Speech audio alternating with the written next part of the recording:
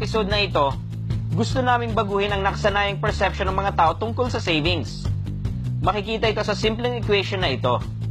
Savings equals salary minus expenses. Ibig sabihin, kapag nakuha na ang sweldo, ibabawas na muna lahat ng mga gastusin at kung anong matira, iyon ang savings.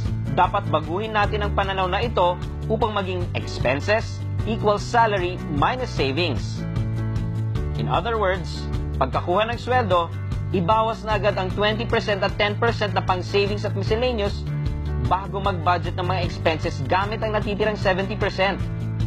Sa lahat ng mga gagastusin, ito ang payo ko sa inyo. Always consider the real cost. Ano ang real cost? Ito ang tunay na halaga ng iyong binibili. Halimbawa, nakita mo ang office mate mo na may bagong shades. Kapareho ng suot ni Ding Dong Dantes. Sinukat mo. Uy, bagay na bagay rin sa'yo. Sakto pa, parating ng payday weekend.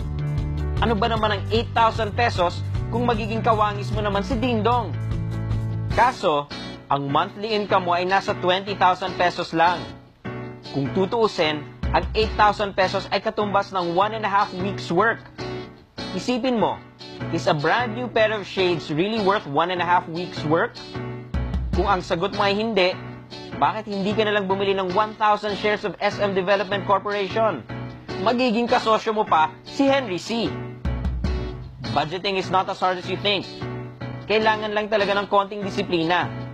Subukan mong gawin ito. For one entire month, monitor all your expenses. Itago ang lahat ng resibo at ilista ang bawat labas ng pera. By the end of the month, i-review mo ang listahan mo. Chances are, magugulat ka sa makikita mo. You'll realize that most of your expenses go to wants rather than needs. Kung sa kasalukuyan 100% of your salary goes to expenses, it's time for a lifestyle check. At kapag conscious na tayo dito, mas madali nang iwasan ang mga hindi naman kailangang gastusan.